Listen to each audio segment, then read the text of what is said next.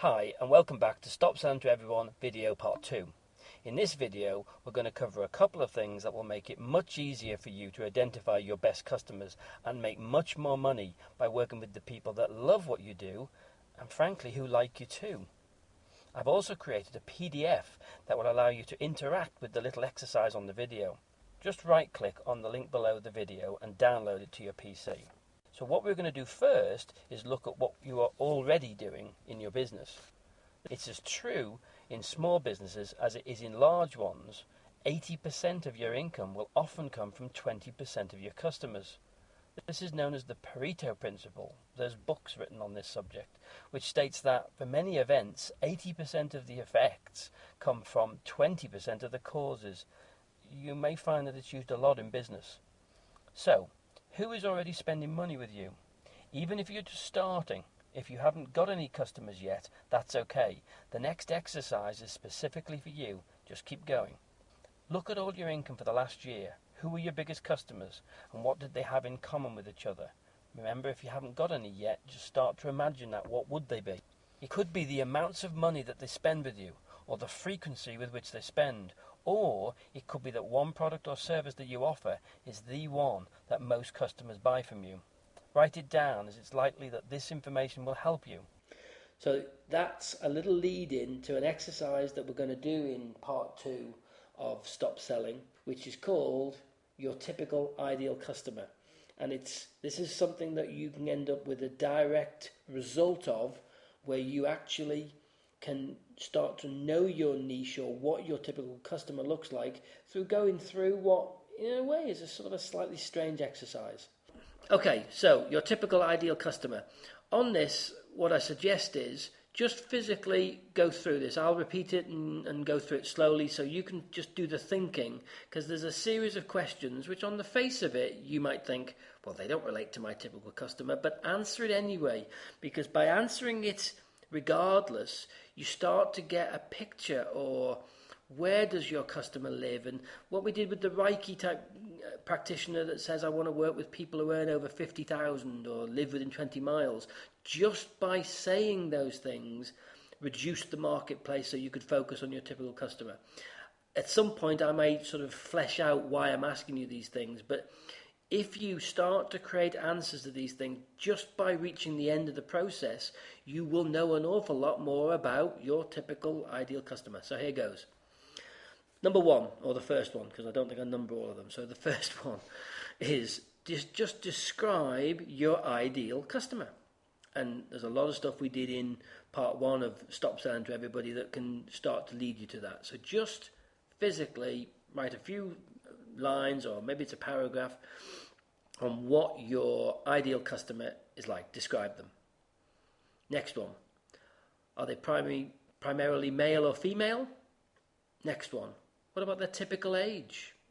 Are these 18-year-olds? If you imagine if you had a boutique and you were selling t-shirts and jeans, the chances are you're not really selling to 55-year-olds. So there's a difference, and a boutique that sells clothes to 20-year-olds looks, sounds and feels very different to a boutique that sells to 55-year-olds. So knowing the age, it tells you and pictures your customer far more specifically. What about their primary profession? Will your ideal customers do certain things? Our Reiki example of the 50,000 a year earners almost certainly narrows the market, maybe into professionals. What about their income? We answered that one, we touched on that in our Reiki example. Are these people that are part-time earners doing something, or are they multi-millionaires? They would be different, wouldn't they? So where's your answer along that continuum? Here's one of those odd questions. What's their primary mode of transportation? Commonly known as, if it's by a car, what's their make and model? I mean, maybe these people, you've got clients that like to go on and pedal power on a bike because they're environmentally orientated. That's different to the guy that drives the big gas guzzling Range Rover. So if he does have a car or she does have a car, what's the make and model? Just write it down. A pattern or a picture is emerging. What about where do they live? Invariably different parts of your area or your town, they have different people living in there. So where do they live? What about where do they work? That might also take you down. Are they working for somebody, or are they the owner type? Think about their place of work, or what work do they do. What about married, single, widowed, divorced? What's their kind of partnership on a personal level status? Because that'll tell you certain things in terms of clearly how they buy. Do they have children or not? How old are they? Because that'll be changed based on whether they're 21 or whether they're 51. What about something like customers' hobbies? Because maybe you sell, or your business, in our language, doesn't need to sell but has an interest that connects with their hobbies. What about religious or spiritual belief? There's an awful lot of people who meet people through their religious or spiritual beliefs. Do they belong to any clubs? People that belong to clubs, or particularly on the next one, if there's a favourite charity, if they're cause-orientated people, they really are a very, very specific niche. Does your ideal, typical customer have a political preference that you're aware of? Are they likely to be one of the old typical party stereotypes, or are they independent? I don't know, it makes a difference. What about school? Where do they attend school? What music do they prefer? That might tell you something, and it certainly tells them then, as a result, do they have a favourite restaurant? What do you think their favourite food is? The food tells you something. Maybe they're vegetarian, maybe they're the extreme vegetarian, vegan, as against a good red-blooded steak eater. Stereotypically, that says they just might be different types of people. What about the kind of things that they read? And that the subset of that is what newspaper. Are they a good old Daily Mail reader, or are they Guardian reader, Independent reader, or are they the Sun reader? Because all evidence says they have different interests. What about favourite television programmes? What could you imagine, are your typical ideal customers the watchers of Dispatches on Channel 4 or BBC 2, or are they, really into the soaps?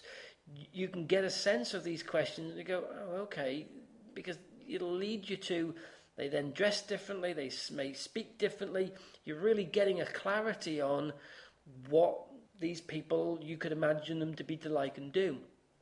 Similar in a way to television programs or newspapers, but maybe you can kind of guess or forecast, and you may know to a degree, if you've got some of those ideal customers, what radio stations they might listen to. We touched on fashion before. Where do you think they buy their clothing?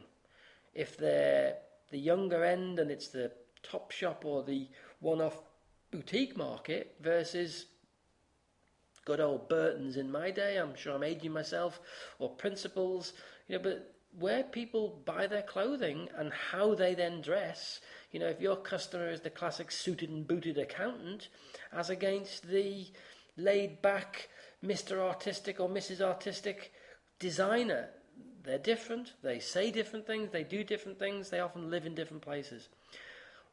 Where do you think they might go on holiday, or what type of holiday do you think your people would be interested in? What is their house style? We talked about where they might live. Your customers, do you think they rent or might lease or own their own home? Again, that's a very different part, whether that's because they're only young and they haven't yet, bought houses, or whether they just make that choice. What about what kind of drink they might have? Are they classic good old red wine drinkers, or do they like a pint of beer, or are they whiskey drinkers?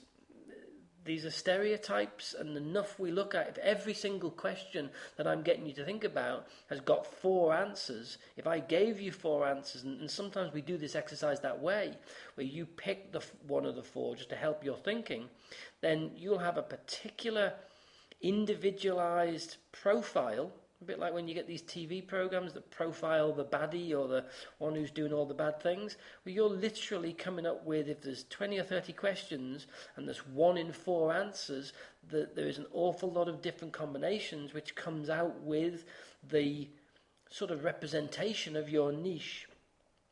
What do you think is more important to your ideal customers? Quality of something or quantity of something? It's a big area on some of the NLP type studies, the neurolinguistics people that we work with. That is one of the core values. Some people like quality of things, some people like quantity. It doesn't matter how much money they've got, it's just something that's important to them? What about, are your people price orientated or convenience orientated? Price or service? You can now add to this, because this process may have got you thinking of another 10 little examples of A/B type options or different kind of questions. Or maybe you can go to the person you know that does what you do and show this exercise and the niche that you want to work on, and say, what are the other things that you think about your customers that relate to your particular niche? So that is the ideal customer exercise.